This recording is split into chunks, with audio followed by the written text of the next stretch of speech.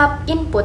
Komponen yang terlibat dalam perangkat input yang pertama, keyboard untuk masukkan teks dan perintah. Yang kedua, mouse untuk navigasi dan memilih objek pada layar. Yang ketiga, scanner, kamera, dan mikrofon untuk memasukkan gambar, video, dan suara. Yang keempat, ada sensor dalam konteks LOT untuk membaca data lingkungan seperti suhu, kelembapan, dan lain-lain. Proses input. Pengguna memasukkan data menggunakan perangkat input. Data dari perangkat input diubah menjadi sinyal elektrik yang dapat dipahami oleh komputer. Selanjutnya, tahap pemrosesan.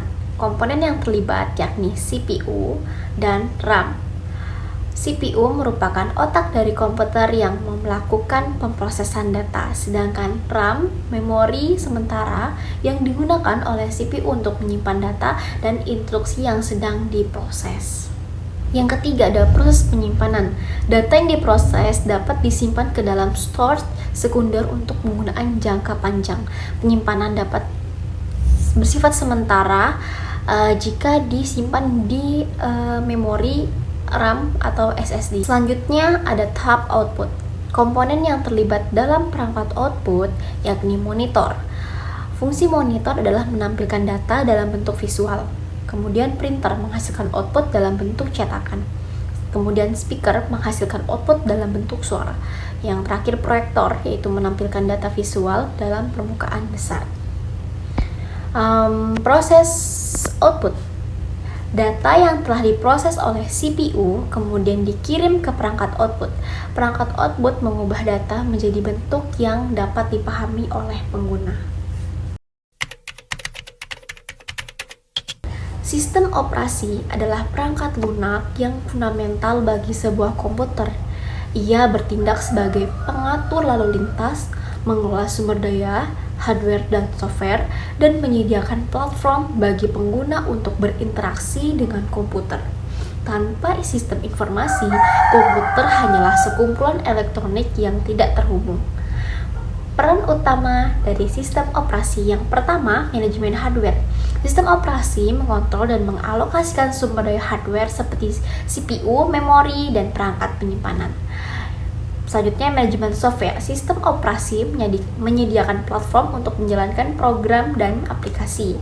Selanjutnya adalah user interface. Sistem operasi yang menyediakan antarmuka pengguna yang memungkinkan pengguna untuk berinteraksi dengan komputer.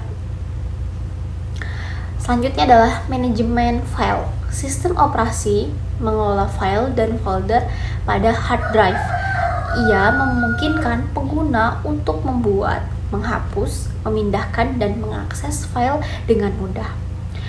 Keamanan. Sistem informasi melindungi komputer dari malware, virus, dan akses yang tidak sah. Ia menyediakan fitur keamanan seperti firewall, kontrol akses pengguna, dan enkripsi data. Kemudian contoh dari sistem operasi yang populer, yang pertama ada Microsoft Windows. Sistem operasi yang paling populer di dunia, digunakan pada PC desktop dan laptop. Windows dikenal dengan kemudahan penggunanya dan berbagai macam program yang compatible. Selanjutnya adalah macOS, sistem operasi yang dikembangkan oleh Apple untuk komputer Mac. OS terkenal dengan stabilitas, keamanan, dan desain antarmuka yang intuitif. Selanjutnya adalah Linux, sistem operasi open source yang gratis dan dapat dimodifikasi. Linux ini dikenal dengan keandalan, fleksibilitas, dan komunitas pengguna yang aktif. Selanjutnya adalah Android, sistem Android mobile yang paling populer digunakan pada smartphone dan tablet. Android dikenal dengan keterbukaannya, berbagai macam aplikasi yang tersedia, dan kemampuan untuk dipersonalisasi. Pengaruh sistem operasi pada kinerja dan keamanan komputer bagaimana sih? Nah, kinerja. Sistem operasi yang dioptimalkan dengan baik dapat meningkatkan kecepatan dan daya tanggap komputer. Sebaliknya, sistem operasi yang lambat atau tidak stabil dapat menyebabkan kinerja yang buruk dan crash. Bagaimana sih keamanannya? Nah, sistem operasi yang aman dapat melindungi komputer dari malware, virus, dan akses yang tidak sah. Sistem operasi ini dapat memiliki kelemahan keamanan dan dapat membuat komputer rentan terhadap serangan. Internet telah merevolusi cara kita bekerja dan berkomunikasi, membawa perubahan yang signifikan dalam berbagai aspek kehidupan profesional dan personal. Berikut beberapa contoh konkretnya. Yang pertama, dampak pada pekerjaan. Kita bisa berkolaborasi global. Nah, dengan cara tim dapat bekerja sama secara real time di berbagai lokasi geografis melalui platform online seperti video, project management, dan cold storage. Meningkatnya fleksibilitas. Bekerja dari jarak jauh dan jam kerja yang fleksibel menjadi lebih memungkinkan meningkatkan keseimbangan antara kehidupan kerja dan pribadi. Selanjutnya, peluang baru. Nah, munculnya beberapa jenis pekerjaan online seperti e-commerce, freelance, dan content creator membuat peluang baru bagi individu untuk mencari nafkah. Selanjutnya, meningkatnya produktivitas. Alat dan sumber daya online dapat membantu meningkatkan efisiensi dan produktivitas seperti email dan project management. Kemudian komunikasi yang lebih cepat. Nah, komunikasi dengan teman kerja atau klien dan mitra bisnis menjadi lebih cepat dan mudah melalui email, instant message, dan video. Selanjutnya, dampak pada komunikasi personal, yakni menghubungkan orang. Kita tetap terhubung dengan keluarga dan teman yang tinggal jauh seperti melalui media sosial atau video call atau secara message atau menggunakan aplikasi chat-chat seperti WhatsApp, Line, dan sebagainya. Kemudian kita bisa berbagi informasi melalui berita yang mudah kita lalui dari media sosial ataupun forum-forum online. Kemudian kita dapat membangun komunitas atau kita bergabung dengan komunitas online yang memiliki minat dan tujuan yang sama. Kemudian kita bisa menciptakan rasa kebersamaan dan dukungan.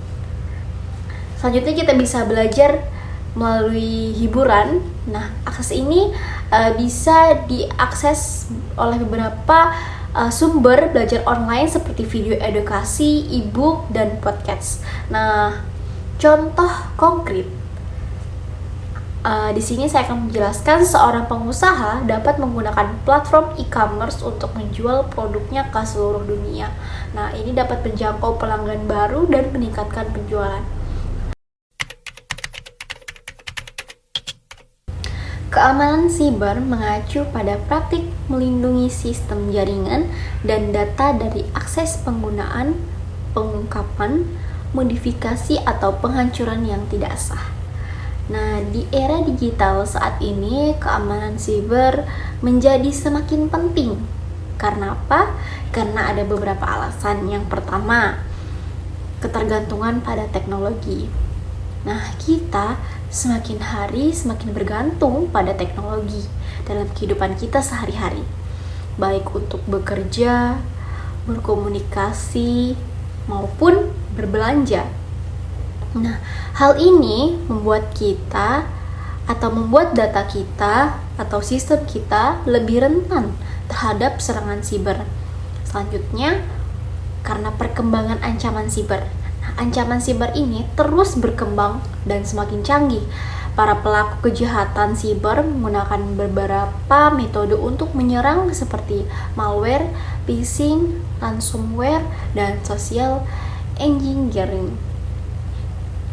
Selanjutnya, dampak serangan siber. Nah, serangan siber ini dapat menyebabkan kerugian finansial yang sangat signifikan, kerusakan reputasi, dan bahkan pencurian data pribadi.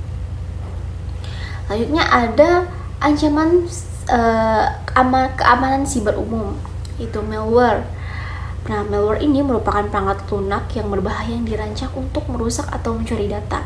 Selanjutnya adalah phishing untuk menipu pengguna agar mengungkapkan informasi pribadi seperti kata sandi atau nomor kartu kredit.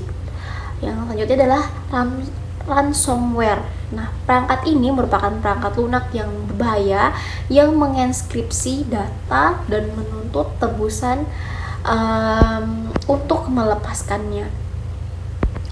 Selanjutnya adalah social engineering, yaitu teknik manipulasi psikologis untuk menipu pengguna agar membocorkan informasi sensitif atau melakukan tindakan yang tidak aman. Selanjutnya, apa sih langkah-langkah untuk melindungi informasi dan sistem komputer? Yang pertama yaitu kita harus menggunakan kata sandi yang kuat dan unik untuk setiap akun. Selanjutnya, jaga agar perangkat lunak dan sistem operasi kita selalu diperbaharui. Nah, selanjutnya adalah pasang perangkat lunak antivirus atau anti malware yang bereputasi baik. Selanjutnya, hati-hati saat mengklik tautan atau membuka lampiran email dari sumber yang tidak dikenal. Selanjutnya adalah buat cadangan data secara teratur. Jadi disimpan di penyimpanan atau di iCloud gitu. Kemudian waspadai terhadap penipuan sosial dan teknik manipulasi lainnya. Keuntungan. Yang pertama, meningkatkan efisiensi dan produktivitas.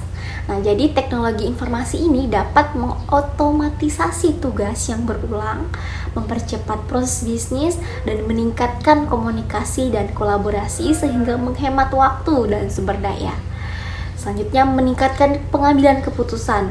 Nah, teknologi informasi ini menyediakan data dan analitik yang dapat membantu bisnis membuat keputusan yang lebih informed dan strategis. Selanjutnya, memperluas jangkauan pasar.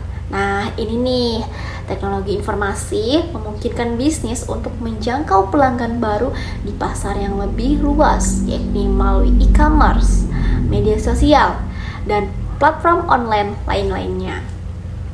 Selanjutnya, meningkatkan kepuasan pelanggan. Nah, teknologi informasi ini dapat meningkatkan layanan pelanggan dengan menyediakan akses 24 jam, dukungan online, dan personalisasi. Selanjutnya, meningkatkan keunggulan kompetitif. Nah, biasanya nih bisnis yang mengadopsi teknologi informasi secara efektif dapat memperoleh keunggulan kompetitif dalam harga, kualitas, dan inovasi. Nah, kemudian tantangannya itu ada biaya. Pastinya nih, implementasi dan pemeliharaan teknologi informasi dapat mahal, terutama bagi bisnis kecil dan menengah. Kemudian di keamanan, lagi-lagi nih keamanan siber seperti malware, phishing, dan ransomware menjadi semakin canggih, dan bisnis perlu berinvestasi dalam langkah-langkah keamanan yang kuat untuk melindungi akses mereka. Selanjutnya, perubahan budaya. Nah, perubahan budaya ini mengadopsi teknologi baru seringkali memerlukan perubahan dalam budaya organisasi dan cara kerja karyawan. Selanjutnya adalah keterampilan dan pengetahuan.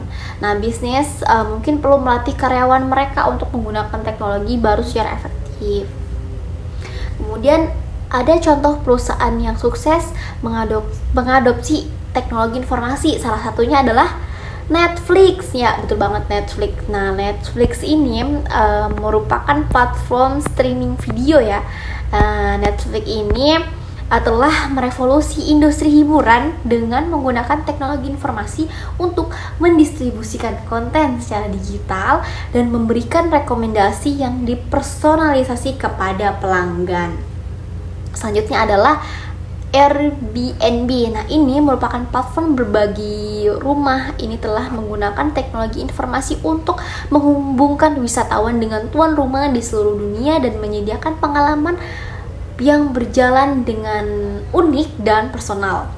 Nah, bagaimana sih teknologi membantu mereka untuk mencapai keunggulan kompetitif? Nah, Netflix ini merupakan model bisnis yang berbasis teknologi informasi telah memungkinkannya untuk mengganggu industri hiburan tradisional dan menjadi pemimpin pasar dalam streaming video. Nah, kemudian dari Airbnb ini merupakan platform yang didukung teknologi informasi yang telah memberinya keunggulan kompetitif dalam hal jangkauan global, penawaran yang beragam, dan pengalaman pelanggan yang personal. Nah, selanjutnya ini adalah pesan dan kesan. Kesan dan pesan ya. Pesan saya dalam pelajaran atau metode pembelajaran pada mata kuliah pengantar teknologi informasi ini, dosen memiliki karakter yang humoris dan santai saat mengajar, yang membuat suasana kelas itu menjadi lebih menyenangkan dan kondusif untuk belajar. Nah, berikut beberapa poin positif yang saya amati. Yang pertama itu, suasana kelas yang nyaman dan menyenangkan.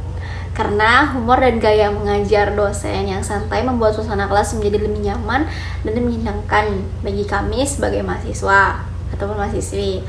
Nah, hal ini juga dapat membantu mahasiswa untuk lebih fokus dan antusias dalam mengikuti proses belajar mengajar. Selanjutnya, materi yang disampaikan dengan cara yang mudah dipahami.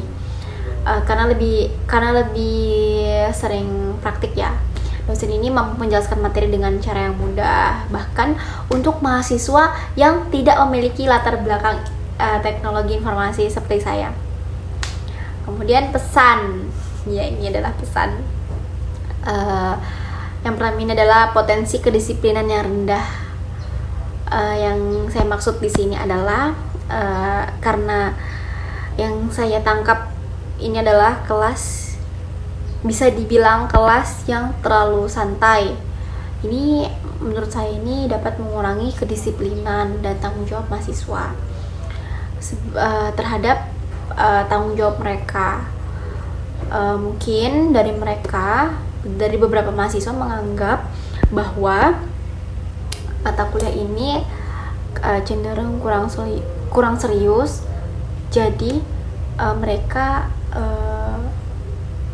menunda-nunda tugas seperti itu. Jadi untuk kedepannya pesan saya tetap mengajar dengan santai, tapi jangan terlalu santai seperti itu.